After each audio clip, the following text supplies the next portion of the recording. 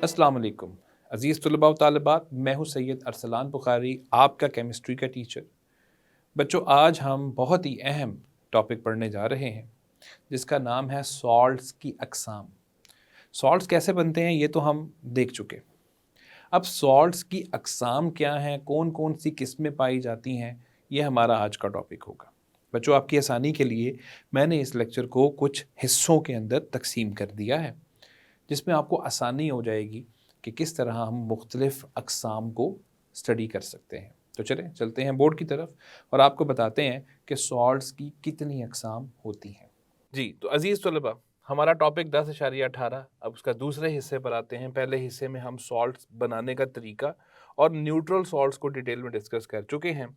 आज के टॉपिक के अंदर हम एसिडिक सॉल्ट्स को और बेसिक सॉल्ट्स को डिटेल के अंदर स्टडी करेंगे। अज़ीज़ तलबा, एक दफ़ा दोबारा वो बात अपने दिमाग में ले आएँ कि सॉल्ट बनेगा कैसे। सॉल्ट तब बनेगा जब मेटल आयन या अमोनियम आयन जो बेस में से आ रहा है वो एसिड के अंदर मौजूद हाइड्रोजन को खारिज कर देगा, तब्दील कर देगा उसकी जगह से। अजीज तलबा, एसिडिक सॉल्ट्स को समझने से पहले आपको एक टर्म के बारे में मैं बताना चाहता हूं जिसका जिक्र किताब में तो नहीं है, लेकिन यहाँ पे मैं खास तौर पे उसका जिक्र करना चाह रहा हूं। अजीज तलबा, हमारे पास कुछ एसिड्स होते हैं जिनका नाम है पॉलीप्रोटिक एसिड। ये नाम थोड़ा सा मुश्किल लगेगा मेरे स्टूडेंट्स को, लेकिन मैं भी इसको समझाता हूं। Polyprotic acids.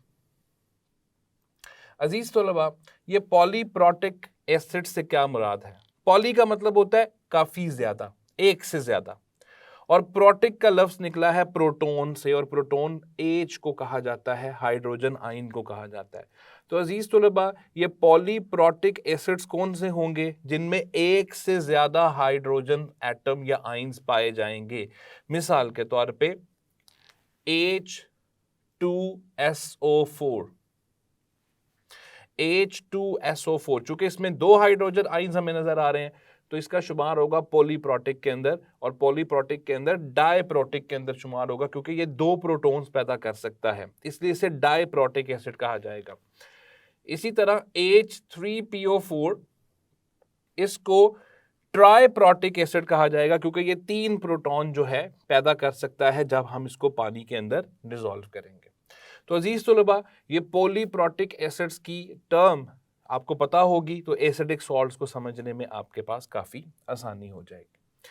तो चलें कुछ मिसालों की तरफ चलते हैं और फिर उसके बाद हम एसिडिक सॉल्ट्स की तारीफ जो है उसको निकालेंगे कि एसिडिक सॉल्ट्स क्या होते हैं। अजीज तलबा, इसमें मिसाल जो पहली एग्जाम्पल मैं आपको देना चाह रहा हूं वो है रिएक्शन सल्फ्यूरिक एसिड का, H2SO4, और उसका रिएक्शन हम करेंगे KOH, पोटेशियम हाइड्रोक्साइड नाम की बेस के साथ। जैसे ही अजीज तलबा ये रिएक्शन होता है तो इससे कबल जो आपने टॉपिक पढ़ा है आपके ज़हन में फौरन आ जाएगा कि यहां से आने वाला मेटल हाइड्रोजन को उसकी जगह से डिस्प्लेस कर देगा। लेकिन चूंकि यहां पर दो हाइड्रोजन्स मौजूद हैं और पोटेशियम आयन सिर्फ एक आएगा, लिहाजा होगा क्या? होगा ये कि ये सिर्फ एक हाइड्रोजन को उसकी जगह से डिस्प्लेस कर पाएगा, जबकि दूसरा हाइड्रोजन उसके अंदर बाकायदा मौजूद रहेगा। यानी दो हाइड्रोजन है, दो हाइड्रोजन का मतलब क्या है कि ये डायप्रोटिक एसिड है। डायप्रोटिक एसिड का मतलब है उसको दो हाइड्रोजन खारिज करने चाहिए थे, लेकिन पोटेशियम ने उसमें से सिर्फ एक हाइड्रोजन को खारिज करके पोटेशियम उसकी जगह पर आ गया, जबकि दूसरा हाइड्रोजन अभी तक अपनी जगह पर मौजूद है, और यहां से निकलने वाला जो एक हाइड्रोजन है उसने यहां से आने वाले OH के साथ मिलकर पानी बना दिया। अजीज तलबा, ये रिएक्शन भी न्यूट्रलाइजेशन रिएक्शन ही है, क्योंकि इसके नतीजे में हम देखा जाए, गौर करें तो हमें पता चल रहा है कि इसके नतीजे में भी हम क्या कर रहे हैं, एसिड और बेस का ही रिएक्शन कर रहे हैं और उससे सॉल्ट बन रहा है और पानी बन रहा है। लेकिन हम ये कह सकते हैं, मेरे अल्फाज पे गौर करें तमाम स्टूडेंट्स, हम ये कह सकते हैं कि यहां से आने वाले मेटल ने सारे के सारे हाइड्रोजन तब्दील नहीं किए, सारे के सारे हाइड्रोजन जो हैं वो तब्दील नहीं हुए। इसलिए हमें नजर आ रहा है कि अभी भी सॉल्ट के अंदर, बनने वाले सॉल्ट के अंदर एक हाइड्रोजन अभी तक मौजूद है। अजीज तलबा, हम कह सकते हैं कि हाइड्रोजन आयंस की मुकम्मल तब्दीली नहीं हुई, बल्कि हाइड्रोजन आयंस की जुज़वी, इनकम्प्लीट, नामुकम्मल तब्दीली हुई है। होना तो ये चाहिए था कि दोनों हाइड्रोजन डिस्प्लेस हो जाते, लेकिन सिर्फ एक हाइड्रोजन डिस्प्लेस हुआ, जिसकी वजह से बनने वाले सॉल्ट के अंदर अभी भी हमें एक हाइड्रोजन एटम नजर आ रहा है। अजीज तलबा, ऐसे सॉल्ट्स जो हाइड्रोजन आयंस की जुज़वी तब्दीली से बनते हैं, उन सॉल्ट्स को एसिडिक सॉल्ट्स कहा जाता है। तो हम इस मिसाल की मदद से सबसे पहले एसिडिक सॉल्ट्स की तारीफ यहां लिखेंगे। तो एसिडिक सॉल्ट्स क्या हैं? ऐसे सॉल्ट्स जो कि हाइड्रोजन आयंस की जुज़वी तब्दीली से बनते हैं,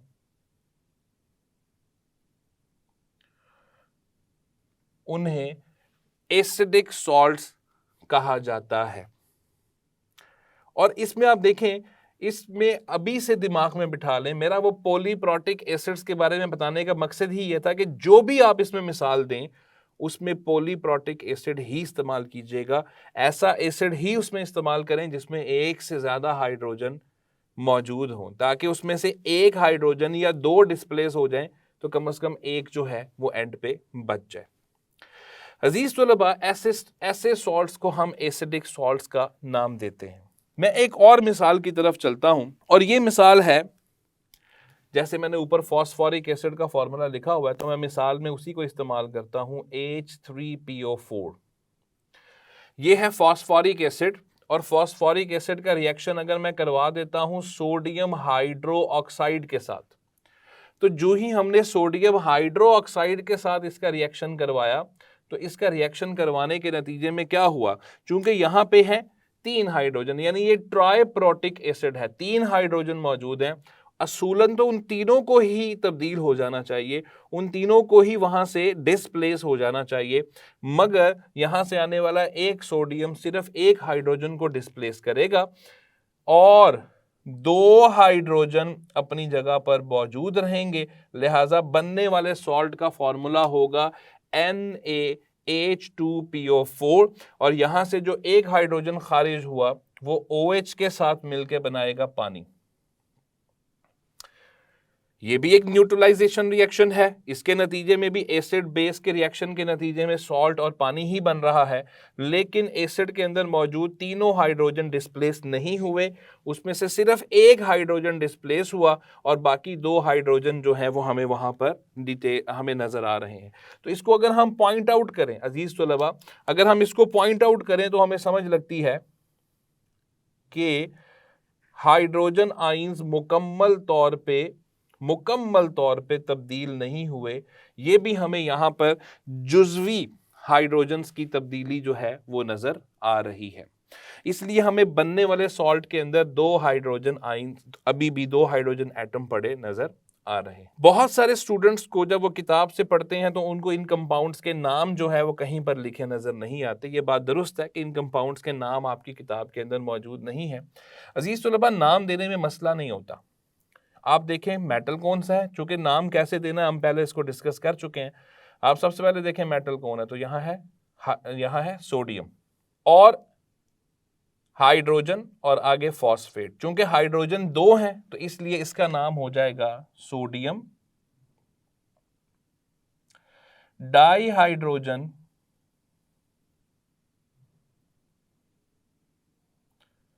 चूंकि 2 हाइड्रोजन है इसलिए डाइहाइड्रोजन, और एंड पे PO4 लगा हुआ है, फॉस्फेट।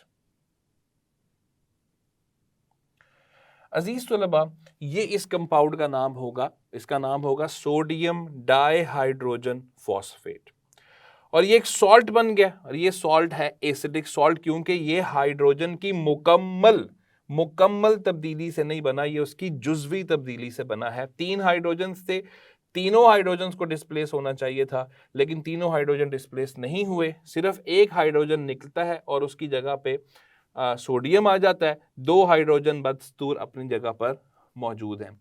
अजीज तलबा, ऐसे सॉल्ट्स को कहा जाता है एसिडिक सॉल्ट्स। एसिडिक सॉल्ट से मुतल्लिक 2 बातें मैं आपको बताना चाहता हूं। पहली बात कि इनकी जो पीएच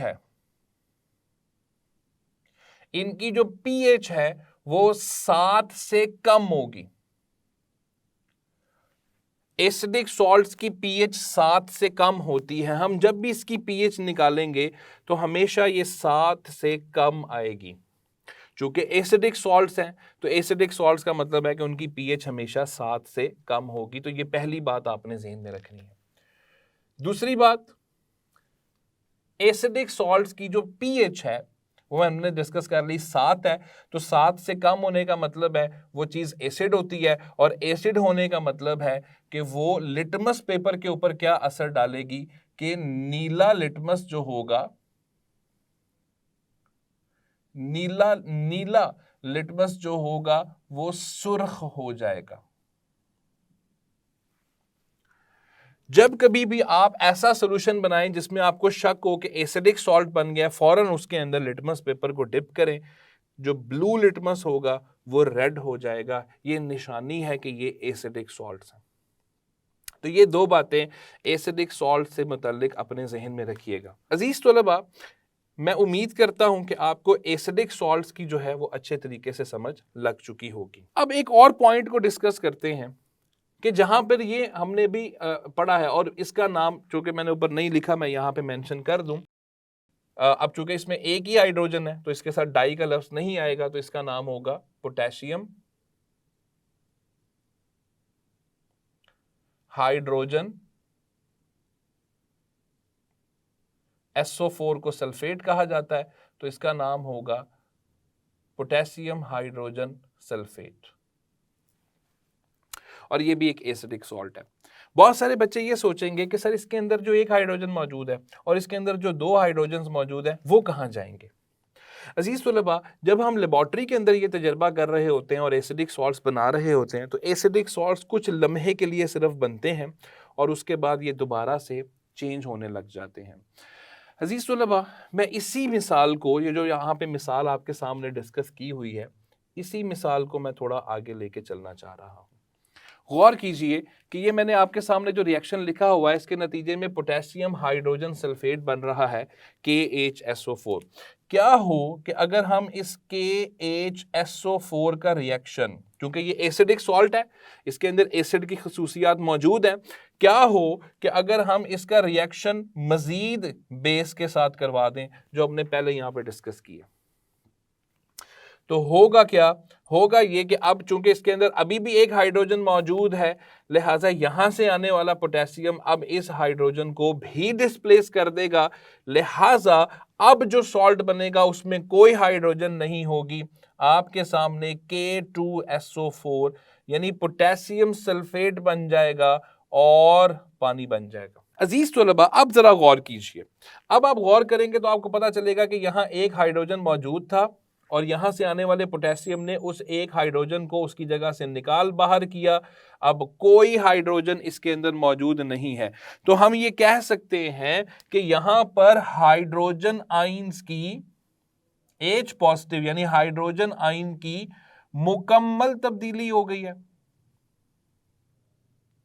और जब इसकी मुकम्मल तब्दीली हो गई है, इसका मतलब है बनने वाला सॉल्ट क्या होगा अजीज तलबा? बनने वाला सॉल्ट क्या होगा? न्यूट्रल। मतलब ये है कि जब कभी भी आप इस तरह किसी एसिड का रिएक्शन बेस के साथ करवाते हैं और वहां हाइड्रोजन्स की जुज़वी तब्दीली होती है, तो उससे तो बनेगा एसिडिक सॉल्ट। लेकिन अगर उस एसिडिक सॉल्ट का आप मजीद बेस के साथ रिएक्शन करा देंगे तो आखिर में जाके वो न्यूट्रल में ही कन्वर्ट होगा और पानी बन जाएगा। मतलब ये हुआ कि एसिडिक सॉल्ट्स जो हैं, इसीलिए हम एसिडिक सॉल्ट्स को एक दरमियानी स्टेज कहते हैं, एक इंटरमीडिएट स्टेज कहते हैं। ये एक दरमियानी स्टेट है, ये एक दरमियानी, आप कह लीजिए किसी भी चीज़ की दरमियानी हालत है जब कभी हम रिएक्शन करवा रहे होंगे एसिड और बेस का। इसको इंटरमीडिएट स्टेट कहा जाता है। ये एक दरमियानी हालत है जो कुछ देर के लिए आती है और फिर बाद में न्यूट्रल एसिड, न्यूट्रल सॉल्ट के अंदर वो कन्वर्ट हो जाता है। इसी तरह ये जो दूसरा रिएक्शन आपके सामने मैंने किया है, इसको भी अगर हम फर्दर प्रोसीड करते हैं, मजीद अगर इसको प्रोसीड करते हैं, तो आपको नजर आएगा कि चूंकि यहां पहले स्टेप के अंदर सोडियम डाइहाइड्रोजन फॉस्फेट बना, तो जो सोडियम डाइहाइड्रोजन फॉस्फेट बना है, जब इसका रिएक्शन हम मजीद सोडियम हाइड्रोक्साइड के साथ करवाते हैं, तो आने वाला सोडियम एक और हाइड्रोजन निकाल देता है, जिसके नतीजे में 2 सोडियम हो जाते हैं और एक H रह जाता है। उसको हम कहते हैं कि ये एक और एसिडिक सॉल्ट बन गया। और जब इस एसिडिक सॉल्ट को हम मजीद NaOH में डालते हैं, तो फिर इसकी मुकम्मल डिस्प्लेसमेंट हो जाती है, मुकम्मल तब्दीली होती है, और मुकम्मल तब्दीली के नतीजे में आपके पास Na3PO4 एक न्यूट्रल सॉल्ट बन के सामने आता है, जिसका नाम है सोडियम फॉस्फेट। अजीज तलबा, इसको कहा जाता है डाई सोडियम हाइड्रोजन फॉस्फेट और इसको सोडियम फॉस्फेट कहा जा सकता है। तो आप देखिए कि किस तरह मजीद जब रिएक्शन चलता गया तो हाइड्रोजन डिस्प्लेस होते चले जा रहे हैं, हत्ता कि आखिरी जो मंजिल आएगी वो एक न्यूट्रल सॉल्ट की आएगी। तो ये भी एक न्यूट्रल सॉल्ट हमारे सामने बन चुका है। तो अजीज तलबा, हमने एसिडिक सॉल्ट्स को पढ़ा कि एसिडिक सॉल्ट्स क्या होते हैं। ये ऐसे सॉल्ट्स हैं जो हाइड्रोजन आयंस की जुज़वी तब्दीली से बनते हैं, लेकिन जब वो बन गए और आप मजीद उसका रिएक्शन किसी सॉल्ट के साथ करवाते हैं, किसी बेस के साथ करवाते हैं, तो आप क्या देखेंगे? आप देखेंगे कि हाइड्रोजन डिस्प्लेस होते चले जा रहे हैं, हत्ता कि हाइड्रोजन की मुकम्मल तब्दीली होगी। और जब हाइड्रोजन आयंस की मुकम्मल तब्दीली होगी, तो वहां से आपको नजर आ जाएगा कि एंड पे, बिल्कुल आखिर में जाके जो सॉल्ट बन रहा है वो एक न्यूट्रल सॉल्ट बन रहा है। इस चीज को समझना बहुत जरूरी है तमाम स्टूडेंट्स के लिए कि एंड पे आखिरी जो स्टेज आएगी वो न्यूट्रल सॉल्ट की आएगी, जब आप एसिडिक सॉल्ट को आगे से आगे चलाते रहेंगे। तो अजीज तलबा, ये जो एक रिएक्शन मैंने आपके सामने लिखा हुआ है, आप इसको इस रिएक्शन की पहली स्टेज कह सकते हैं कि ये इसकी पहला रिएक्शन था, और ये इसका दूसरा रिएक्शन था, दूसरा स्टेप था। आप देखें कि जो पहले स्टेप में एसिडिक सॉल्ट बना वो दूसरे स्टेप के अंदर इस्तेमाल हो गया और एंड पे न्यूट्रल सॉल्ट बन गया। तो चूंकि ये इस्तेमाल हो गया, इसका मतलब है कि सिर्फ वो दरमियानी एक हालत बनी थी जो कि एंड पे खत्म हो गई है, और एंड पे हमारे पास न्यूट्रल सॉल्ट जो है वो बन चुका है। इसी तरह ये जो रिएक्शन लिखा हुआ है, ये इस रिएक्शन का पहला हिस्सा, ये इसका दूसरा स्टेप,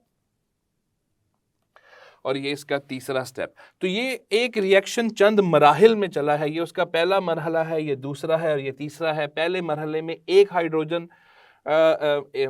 तब्दील हुआ, दूसरे में दूसरा हाइड्रोजन हुआ, तीसरे में तीसरा हुआ, और एंड पे हम न्यूट्रल सॉल्ट तक पहुंच चुके हैं। तो इसका मतलब हम ये कह सकते हैं कि सल्फ्यूरिक एसिड, जिसको हमने शुरू में डायप्रोटिक एसिड का नाम दिया है, वो डायप्रोटिक एसिड जो है वो 2 हाइड्रोजन्स निकाल रहा है, इसलिए वो 2 स्टेप्स में चला रिएक्शन। और जो ट्राइप्रोटिक एसिड है वो 3 स्टेप्स में चल रहा है, और हर स्टेप के अंदर एक एक हाइड्रोजन को एसिड बेस में से आने वाला मेटल रिप्लेस करता जा रहा है, डिस्प्लेस करता जा रहा है, हत्ता के एंड पे जाके आखिरी स्टेज हमारे पास आ रही है वो न्यूट्रल सॉल्ट्स की आ रही है। तो मैं उम्मीद करता हूं कि मेरे तमाम स्टूडेंट्स को एसिडिक सॉल्ट्स जो हैं उनकी समझ लग चुकी होगी, और एसिडिक सॉल्ट को बनाया कैसे जाएगा उसकी भी समझ लग चुकी है। लेकिन एंड पे अहम बात यह है कि आखिरी स्टेज जो है वो एक न्यूट्रल सॉल्ट के ऊपर जाके रुकेगी। तो अजीज तलबा, ये टॉपिक था एसिडिक सॉल्ट्स का।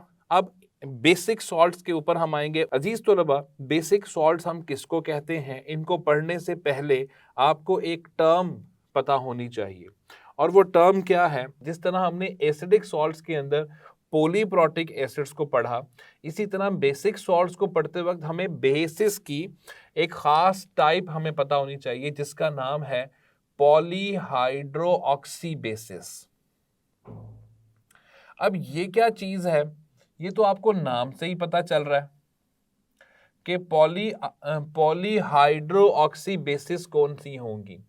अजीज तलबा, पॉलीहाइड्रोऑक्सी बेसिस का मतलब क्या है? पॉली का मतलब होता है ज्यादा, एक से ज्यादा, और हाइड्रोऑक्सी का मतलब होता है OH।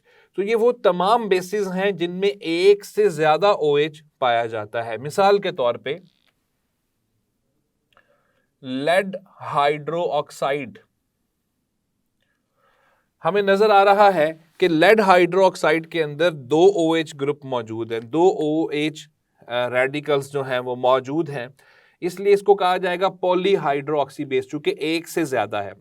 चूंकि इसके अंदर दो OH हैं, इसलिए हम इसे कहेंगे डाईहाइड्रोऑक्सी बेस।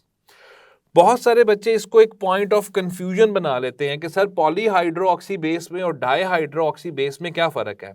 इसमें कोई फर्क नहीं है अजीज तलबा, इस चीज को समझें। जब एक से ज्यादा OH होगा तो हम कहेंगे वो पॉलीहाइड्रोऑक्सी बेस है, और उसके अंदर एक से ज्यादा वाले में कौन आएगा? दो भी आएगा, तीन वाला भी आएगा।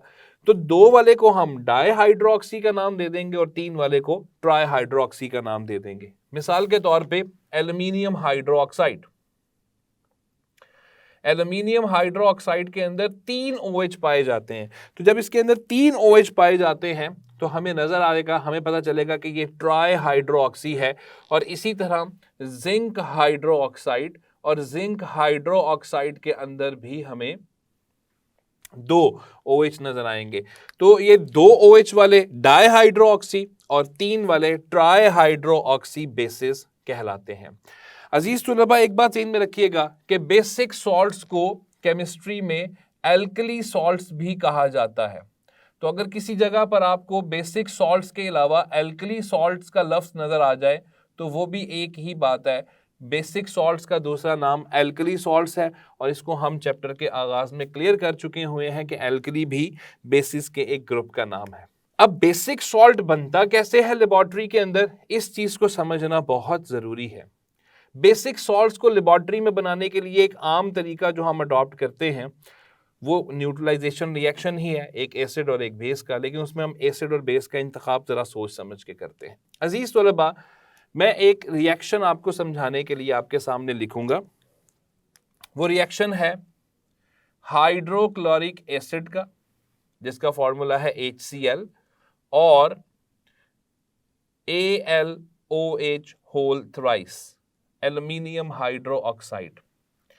ये फॉर्मूला है एल्यूमिनियम हाइड्रोऑक्साइड का। जैसे ही रिएक्शन होगा, गौर से देखें कि यहां से एक हाइड्रोजन और यहां से एक OH मिलके पानी बनाएंगे, जिससे साबित हुआ कि एक OH डिस्प्लेस होगा, एक OH तब्दील होगा, जबकि 2 OH अपनी जगह पर मौजूद रहेंगे, और उन जो एक OH निकला है उसकी जगह पे Cl आ जाएगा।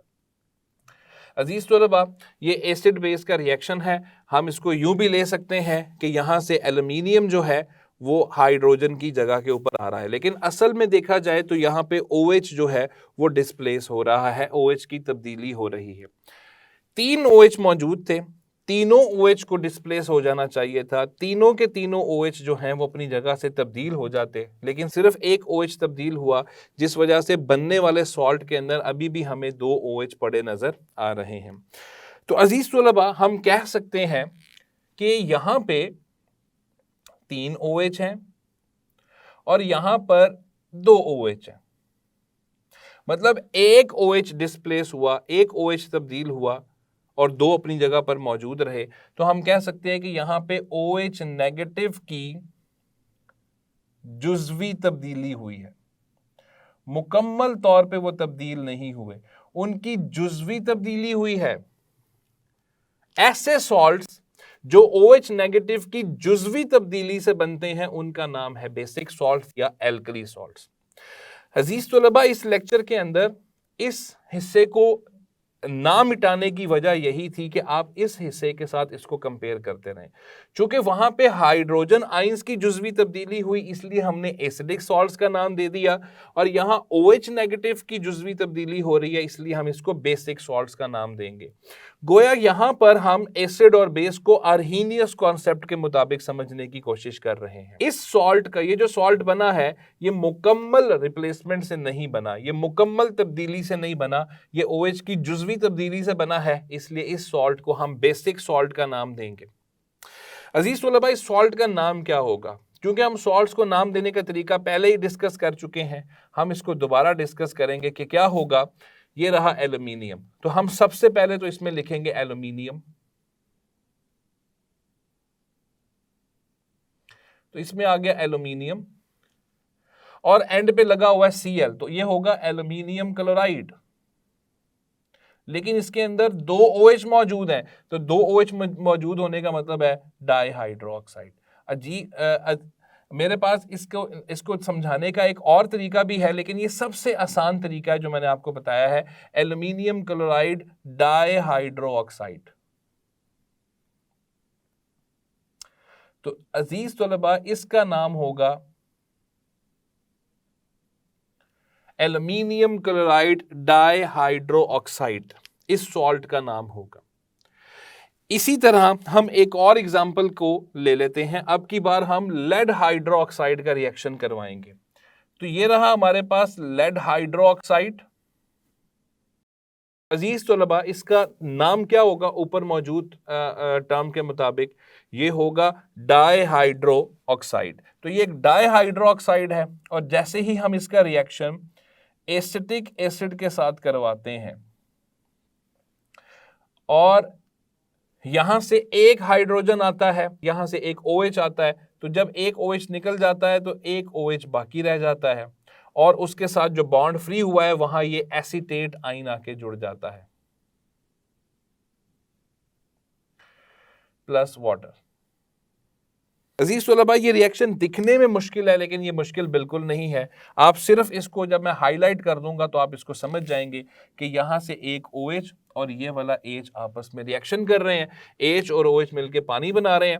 ये जो 2 OH थे उसमें से एक OH रह जाता है, और उसके साथ ये एसीटेट वाला हिस्सा आके जुड़ सकता है। तो हम ये कह सकते हैं कि यहाँ 2 OH मौजूद थे, इन दोनों OH को डिस्प्लेस होना चाहिए था, लेकिन ये दोनों OH डिस्प्लेस नहीं हुए, सिर्फ एक OH डिस्प्लेस हुआ, जबकि एक OH बच गया। तो यहां पर भी OH की जुज़वी तब्दीली होती हुई हमें नजर आ रही है। इसका आप नाम देखिए। सबसे पहले तो देखिए इसमें लेड लगा हुआ है, तो हम लिखेंगे लेड, और ये वाला जो हिस्सा होता है इसे कहते हैं एसीटेट। तो ये है एसीटेट, और बीच में लगा हुआ है एक OH, तो हाइड्रोक्साइड। तो अजीज तलबा, इसका नाम होगा लेड एसीटेट हाइड्रोक्साइड। और चूंकि ये OH की जुज़वी तब्दीली से बना है, मुकम्मल तौर पे तब्दीली नहीं हुई, इसलिए ऐसे सॉल्ट को हम बेसिक सॉल्ट का नाम देंगे। अजीज तलबा, तीसरी एग्जाम्पल के ऊपर आते हैं। तीसरी एग्जाम्पल है जिंक हाइड्रोक्साइड। और जिंक हाइड्रोक्साइड का जब रिएक्शन हम करवाते हैं नाइट्रिक एसिड के साथ, तो वो नाइट्रिक एसिड के साथ रिएक्शन हमें कुछ इस तरह का नजर आता है कि यहां से एक OH और यहां से H मिलकर पानी बनाते हैं, दूसरा OH उसके अंदर मौजूद है, और NO3 जो है वो इसके साथ आके जुड़ गया, और एक H और एक OH ने मिलके पानी बना दिया। अजीज तलबा, इस कंपाउंड का नाम क्या होगा? मैं अब उम्मीद करता हूं कि मेरे तमाम स्टूडेंट्स जिन्होंने ये टॉपिक मुकम्मल तौर पे पढ़ा वो इसको नाम खुद दे सकते हैं। इसका नाम होगा जिंक, क्योंकि शुरू में जिंक लगा हुआ है। जिंक नाइट्रेट है, क्योंकि NO3 को नाइट्रेट कहा जाता है, और एक हाइड्रोक्साइड यानी एक OH है, तो हम उसके साथ सिर्फ ये लफ्ज हाइड्रोक्साइड का मेंशन कर देंगे। तो अजीज तलबा, इस कंपाउंड का नाम है जिंक नाइट्रेट हाइड्रोक्साइड। तो यहां से हमें यह समझ लग चुकी है कि बेसिक सॉल्ट होता क्या है। तो बेसिक सॉल्ट वो सॉल्ट है जो OH नेगेटिव की जुज़वी तब्दीली से बनता है। तो हम सबसे पहले तो यहां पर बेसिक सॉल्ट्स की तारीफ लिखेंगे। तो बेसिक सॉल्ट्स क्या हुए? ऐसे सॉल्ट्स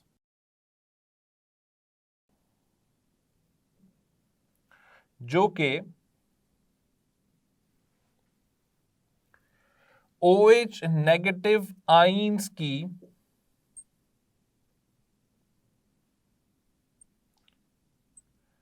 जुज़वी तब्दीली से बनते हैं।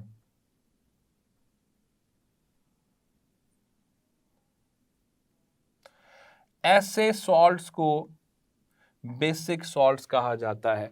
यानी हाइड्रो ऑक्साइड आयंस मुकम्मल तौर पे डिस्प्लेस नहीं होते, जुज़वी तौर पे डिस्प्लेस होते हैं। आधे हो जाते हैं, एक हो जाता है, एक रह जाता है, या तीन में से एक हो जाता है और दो रह जाते हैं। हमने सारी एग्जांपल्स को डिटेल में डिस्कस करके देखा है। ऐसे सॉल्ट्स को बेसिक सॉल्ट्स या एल्कली सॉल्ट्स का नाम दिया जाता है। अजीज तलबा, दो बातें बेसिक सॉल्ट्स के बारे में जहन में रखें। पहली बात, इनकी जो पीएच होगी वो हमेशा 7 से ज्यादा होगी। 8 हो सकती है, 9 हो सकती है, 10 हो सकती है। क्योंकि ये बेसिक सॉल्ट्स हैं तो इनकी पीएच हमेशा 7 से ज्यादा आएगी। दूसरी बात अजीज तलबा, लिटमस, ये सुर्ख लिटमस को नीले के अंदर तब्दील करेंगे। तो ये दो बातें आपने जहन में रखनी है। अजीज तलबा, ये एक ऐसा रिएक्शन आपकी किताब में दिया गया है जिसको मैं थोड़ा सा हाईलाइट करना चाह रहा हूं, क्योंकि इसके अंदर से एक बड़ी अहम बात निकलती है जो किताब में है तो नहीं, लेकिन मैं चाहता हूं कि स्टूडेंट्स को पता होनी चाहिए। अजीज तलबा, इसमें आप सिर्फ इस चीज को देखें। ये है फॉर्मूला एसिटिक एसिड का, और एसिटिक एसिड एक कमजोर एसिड है। ये जब से ये चैप्टर शुरू हुआ है हम इसको डिस्कस कर रहे हैं गाहे बगाहे कि एसिटिक एसिड एक कमजोर एसिड है। साबित हुआ कि बेसिक सॉल्ट्स को बनाने के लिए, लेबोरेटरी में बनाने के लिए हमें क्या करना पड़ेगा? बेस तो हमें एक ताकतवर रखनी पड़ेगी, लेकिन उसका रिएक्शन हम एक कमजोर एसिड के साथ करवाएंगे। तो यहां पे मैं तीसरी बात के तौर पे बड़ी अहम बात लिख रहा हूं। पहली दो बातें ऊपर लिखी हुई है, तीसरी बात यहां लिख रहा हूं कि बेसिक सॉल्ट्स की तैयारी में हमें कमजोर एसिड इस्तेमाल करना पड़ता है। कमजोर एसिड का इस्तेमाल हमें कहां करना पड़ता है? लेबोरेटरी में। अमूमन यह कोई बहुत बड़ी शर्त नहीं है, लेकिन अमूमन हमें कमजोर एसिड का सहारा लेना पड़ता है। कमजोर एसिड को इस्तेमाल करना पड़ता है लेबोरेटरी में जब कभी भी हम बेसिक सॉल्ट्स बना रहे होते हैं। तो मैं उम्मीद करता हूं कि तमाम स्टूडेंट्स को इसकी तारीफ और ये मिसालें जो हैं वो समझ लग चुकी होंगी। जिस तरह हमने एसिडिक सॉल्ट्स को पढ़ा कि जब आप एसिडिक सॉल्ट्स बना लेते हैं तो वो एक दरमियानी हालत होती है और मजीद बेस के साथ रिएक्शन करवाने पे वो न्यूट्रल बन जाते हैं, बिल्कुल उसी तरह बेसिक सॉल्ट्स भी एक दरमियानी हालत की सूरत में बनते हैं। और जब आप इसको मजीद एसिड के साथ रिएक्ट करवाते हैं तो मजीद एसिड के साथ रिएक्ट करने पर यह भी न्यूट्रल सॉल्ट्स के अंदर कन्वर्ट हो जाता है। मिसाल के तौर पे जो पहला रिएक्शन मैंने यहां लिखा हुआ है जिसके नतीजे में अमोनियम क्लोराइड डाइहाइड्रोक्साइड बन रहा है, अगर हम इसी को आगे लेके चलें और इसके अंदर मजीद HCl ऐड कर दें, यानी अगर इसके अंदर हम मजीद HCl ऐड कर दें तो क्या होगा ये कि यहां से एक और OH डिस्प्लेस हो जाएगा, जिसके नतीजे में एल्यूमिनियम के साथ एक ही OH बचेगा, जबकि 2 Cl2 यानी 2 क्लोराइड आयंस इसके अंदर या रेडिकल्स जो हैं वो नजर आएंगे, क्योंकि एक और Cl आ गया और यहां पे पानी बन गया।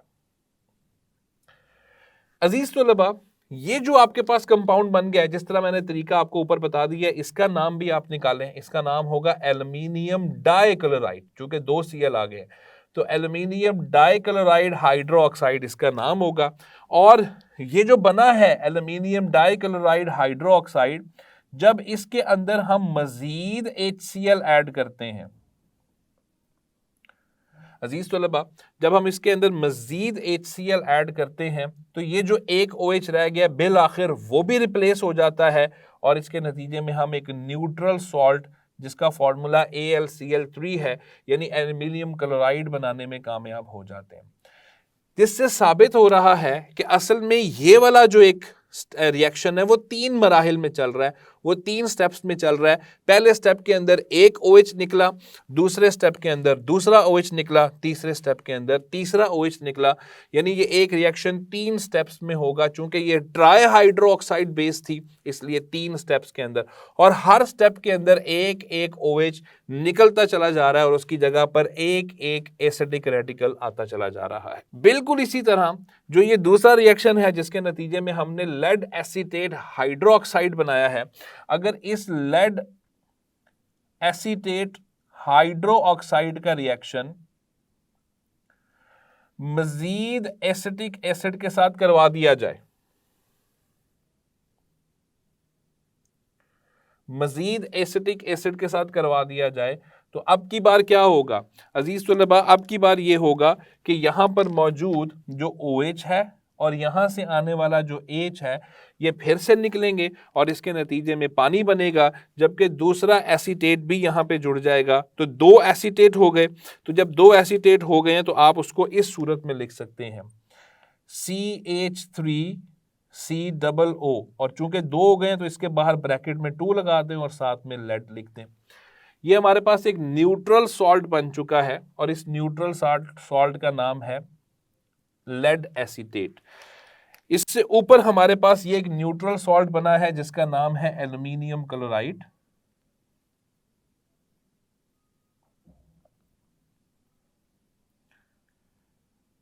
बहुत सारे स्टूडेंट्स के जहन में ये सवाल आएगा कि सर AlCl3 है तो आप उसे एल्युमिनियम ट्राइक्लोराइड क्यों नहीं कह रहे। बच्चों, आप इसको एल्युमिनियम ट्राइक्लोराइड भी कह लें, मुझे कोई एतराज नहीं है, लेकिन चूंकि एल्युमिनियम क्लोराइड एक ही बनता है, ये जो दरमियान में इससे ऊपर बने हैं, जैसे पहले नंबर पे एल्युमिनियम क्लोराइड डाईहाइड्रोक्साइड बना, उसके बाद एल्युमिनियम क्लोराइड हाइड्रोक्साइड बनेगा, ये सब दरमियानी स्टेजेस हैं, हम ऊपर डिस्कस कर चुके हैं। ये इंटरमीडिएट स्टेजेस हैं, ये नहीं स्टेबल, ये नहीं टिकती हैं और आखिरकार एल्युमिनियम क्लोराइड बनता है। तो आप इसे एल्युमिनियम क्लोराइड भी कह सकते हैं, एल्युमिनियम ट्राइक्लोराइड भी कह सकते हैं। इसी तरह ये हमारे पास जो कंपाउंड बन गया है ये लेड एसीटेट बना है, ये हमारे पास लेड एसीटेट बना है और इसका फॉर्मूला आपके सामने है CH3COO होल ट्वाइस PB। और अजीज तलबा, इसी तरह जो जिंक वाला रिएक्शन है जिसके नतीजे में जिंक नाइट्रेट हाइड्रोक्साइड बना था, तो जब इस जिंक नाइट्रेट हाइड्रोक्साइड को हम मजीद नाइट्रिक एसिड के साथ इसका रिएक्शन करवाते हैं तो इसके रिएक्शन के नतीजे में जो एक OH रह गया हुआ है वो भी निकल जाता है और एक और नाइट्रेट एंटर हो जाता है। इसके नतीजे में जिंक नाइट्रेट बनता है जिसका फॉर्मूला है ZnNO3 होल ट्वाइस और पानी का मॉलिक्यूल साथ बन जाता है। और इस कंपाउंड ये जो बना है इसका नाम है जिंक नाइट्रेट। अजीज तलबा, एक चीज के ऊपर आपका ध्यान जाना चाहिए और वो क्या है, वो ये है कि गौर कीजिए, इस स्टेप को देखें, मैं इसको हाईलाइट कर देता हूं। आप सबसे पहले आप इस स्टेप को देखें, ये रिएक्शन देखें और ये रिएक्शन देखें, तो आपको गौर करने में पता चलेगा कि यहां एक OH था, बचा था एंड पे, वो भी निकल गया। अब यहां कोई OH नहीं है, यानी OH की मुकम्मल तब्दीली हो गई। इसी तरह इसके अंदर भी एक OH था, यहां कोई OH नहीं है, मतलब OH की मुकम्मल तब्दीली हो गई। इसी तरह इसके पास भी एक OH था और यहां पे अब कुछ नहीं बचा, वो भी मुकम्मल तब्दीली हो गई। मतलब कि ये जो सॉल्ट्स हमारे पास बन रहे हैं, इन सॉल्ट्स को बेसिकली आप न्यूट्रल सॉल्ट कह सकते हैं। तो ये न्यूट्रल सॉल्ट्स बने हैं जो आपके सामने मैंने लिखे हुए हैं। तो ये 3 न्यूट्रल सॉल्ट्स हैं। एल्युमिनियम क्लोराइड भी न्यूट्रल सॉल्ट है, लेड एसीटेट भी न्यूट्रल सॉल्ट है और जिंक नाइट्रेट भी एक न्यूट्रल सॉल्ट है। तो जिस तरह एसिडिक सॉल्ट्स बने और फिर मजीद बेस के साथ रिएक्शन करके वो न्यूट्रल हो गए। इसी तरह जब बेसिक सॉल्ट्स बनेंगे तो मजीद एसिड के साथ रिएक्शन करते करते आखिरकार वो भी न्यूट्रल की तरफ चले जाएंगे। यानी एसिडिक सॉल्ट्स और बेसिक सॉल्ट्स दोनों ही दरमियानी हालतें हैं। इनका एंड, इनका जो बिल्कुल लास्ट पॉइंट होगा वो न्यूट्रल सॉल्ट्स की सूरत में हमारे सामने आएगा। तो अजीज तलबा, मैं उम्मीद करता हूं कि तमाम स्टूडेंट्स को ये दोनों टर्मिनोलॉजीज एसिडिक सॉल्ट्स और बेसिक सॉल्ट्स अच्छे तरीके से समझ लग चुकी होंगी। इनको समझना बहुत ज़रूरी है और इनको समझने के लिए लेक्चर का जो आगाज़ था सॉल्ट बनाने की तैयारी, वो हमारे तमाम स्टूडेंट्स को पता होना चाहिए। तो मैं उम्मीद करता हूं कि इन दोनों टाइप्स की आपको समझ लग चुकी है। मज़ीद जो 3 टाइप्स हैं उसके लिए इंशाल्लाह नेक्स्ट लेक्चर का वेट करें। नेक्स्ट लेक्चर में अगली तीनों टाइप्स को हम डिटेल के साथ स्टडी करेंगे इंशाल्लाह। Thank you. अल्लाह हाफिज़। जी, तो अज़ीज़ तलबा व तालिबात, ये था आज का टॉपिक जिसमें हमने पढ़ा कि सॉल्ट्स की 6 अक़साम पाई जाती हैं। मैंने बहुत तफ़सील और मिसालें दे के आपको ये समझाया है। मैं उम्मीद करता हूँ कि आपको समझ लग चुकी होगी। इंशाल्लाह अब अगले लेक्चर में आपसे मुलाकात होगी। तब तक अपना ख्याल रखें। अल्लाह हाफ़िज़।